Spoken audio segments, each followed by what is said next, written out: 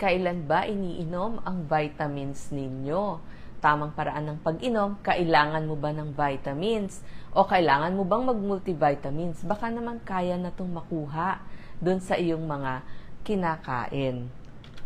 Kailangan ba ng tubig o kailangan ng milk kapag iniinom mo ang iyong vitamins? Kailangan bang isabay sa pagkain? So, yan yung mga tanong natin. Una sa lahat, yung multivitamins na kukuha natin, pwede sa kapsula, pero pwede dun sa mga kinakain natin. Ano ba yung mga multivitamins na yan? Madaling tandaan, A, B, C, D, E. Tapos, kailangan din natin ng mineral para mabuhay. Ito yung mga calcium, iron, potassium, magnesium, at saka iba pa. Bukod pa dun sa kinakain natin na protina, at saka ano nga ba yung mga antioxidants na yan, tsaka phytonutrients. So, ipapaliwanag natin sa inyo kasi tinuturo ko din yan doon sa mga pagluluto. Okay. So, paano ba inumin ang inyong mga vitamins? Yung vitamin C at saka B, mga water-soluble na vitamina yan, yung B-complex. So, ibig sabihin, iinumin mo kasama ang isang basong tubig. After meals, mas bagay siya. Yung vitamin C, mas maganda yung sustained release. Yung buong araw, naglalabas siya ng vitamin C. So, kung meron kayong makitang ganon. Tapos, para mas maganda yung absorption. Yung mga vitamin B-complex naman, maganda yan sa umaga. Kasi ang B-complex, nagbibigay yan ng energy. So, pagkatapos ng almusal mo, busog ka after meals para hindi masakit sa tiyan. Medyo didilaw ang ihi mo, ibig sabihin na absorb yung vitamin B. Pero, hindi dapat sumobra ang vitamin B. So, hinay-hinay din ha, dun sa mga gustong-gusto ng vitamin B. Dapat magpapacheck kayo sa blood test nyo ng SGPT, SGOT kasi may epekto din to sa atay. Kapag sobra yung iniinom ninyong nasa kapsula. Pero pag yun dun sa mga pagkain, wala namang pagkasobra. Meron din tayong tatawag na fat-soluble vitamins. Ano ba yung fat-soluble? Mabilis tandaan, ADEK. A-D-E-K. So, itong mga ADEK na to, gusto natin isabay o inumin kasabay ng konting gatas, ng konting yogurt, o kaya pwedeng may isda. Kasi mas na-absorb sila kung may konting good fats. So, yan. Pwede din kasabay ng mga nuts kasi good fats yan, o kaya ng mga avocado, o kaya yung mga buto ng kalabasa, buto ng pakwan, isasabay nyo dyan.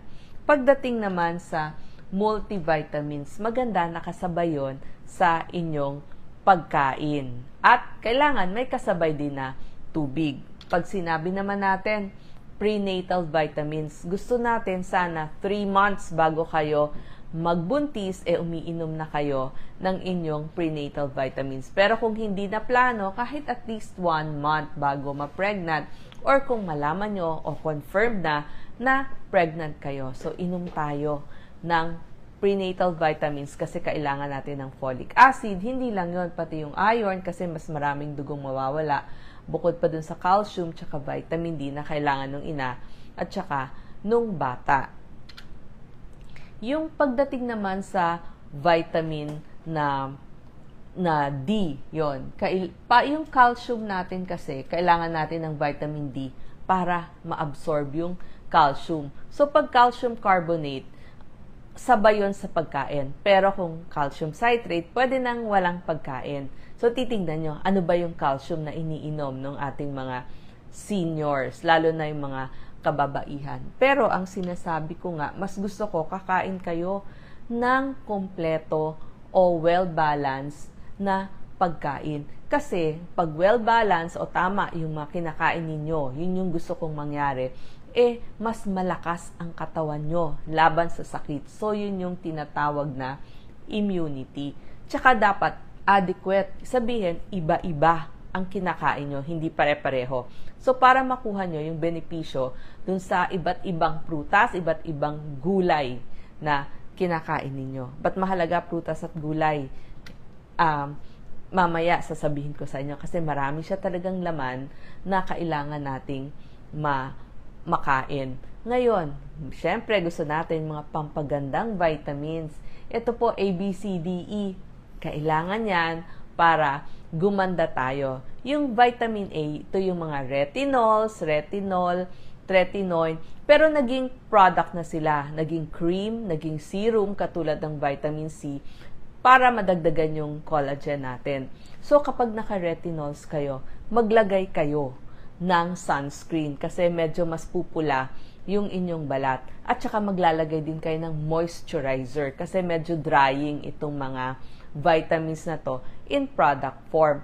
At syempre, kailangan din natin yung mga CDE bukod pa dun sa mga vitamin B. Kasi yung vitamin B, yan yung mga B3 tsaka B5. Uso yan yung mga niacinamide tsaka pantothenic acid. So, yan yung mga pampagandang vitamins. Pero, ang gusto ko talaga, tamang pagkain para makuha nyo itong mga kailangan natin.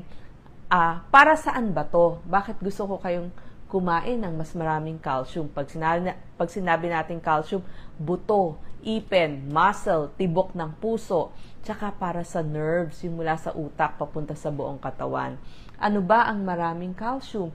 Syempre, yung ating milk, yung ating keso, yung ating yogurt, pati na yung ating mga isda, mga sardinas, berdeng dahon ng gulay, broccoli, orange, lahat yan, kailangan natin. So, nandun talaga sa gulay at prutas.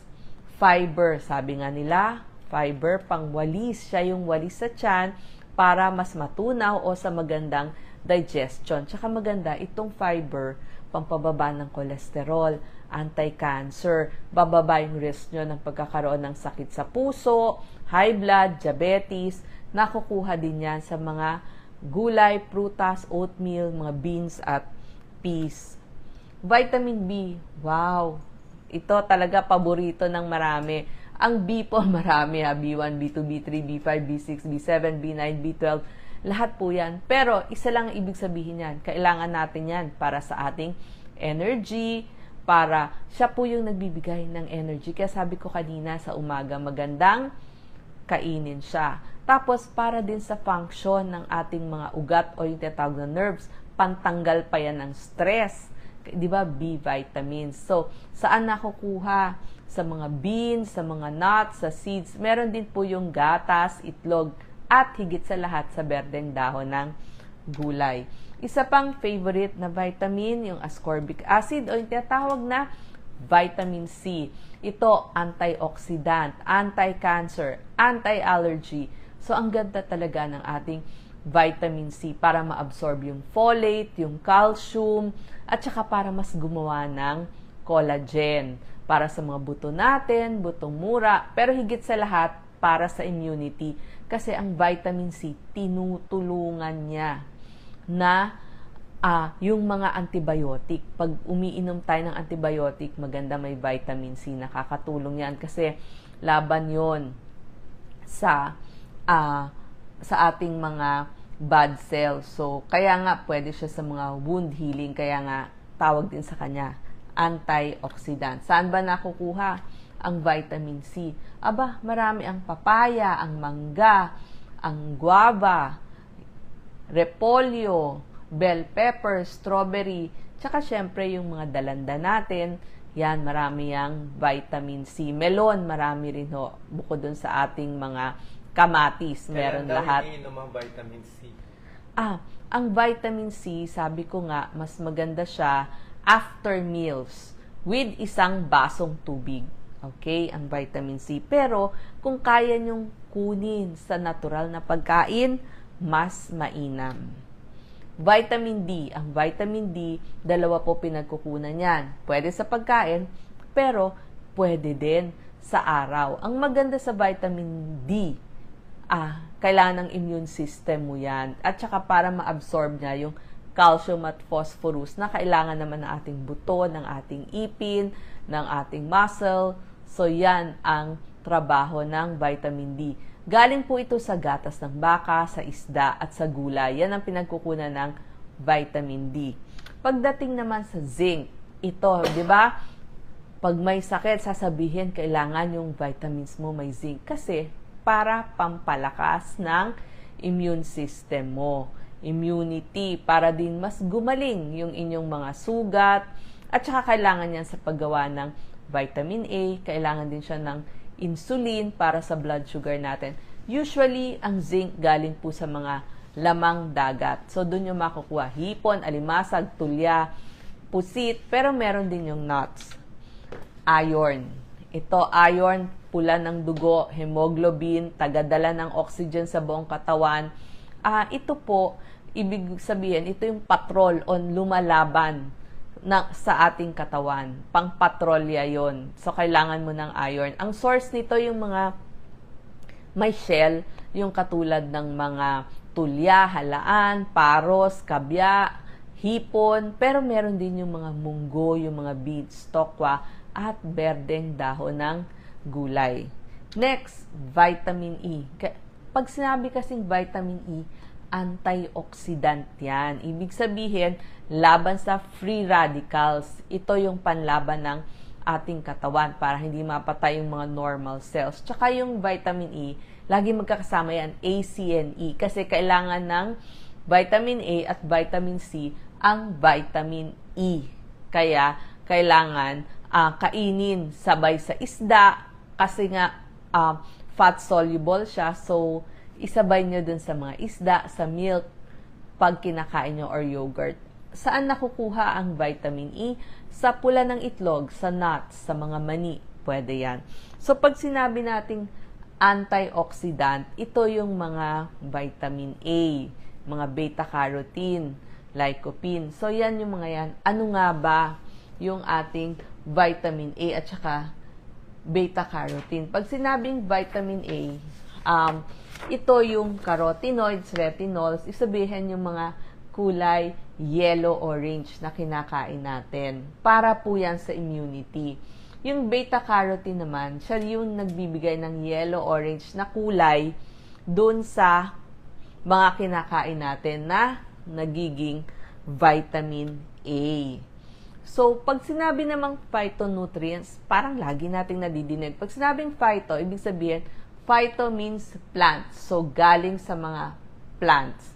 So, marami. Kaya kasama yung nagbibigay ng kulay. So, nandun nga yung carotenoids, kaya kulay orange siya. So, maririnig nyo yung mga yan.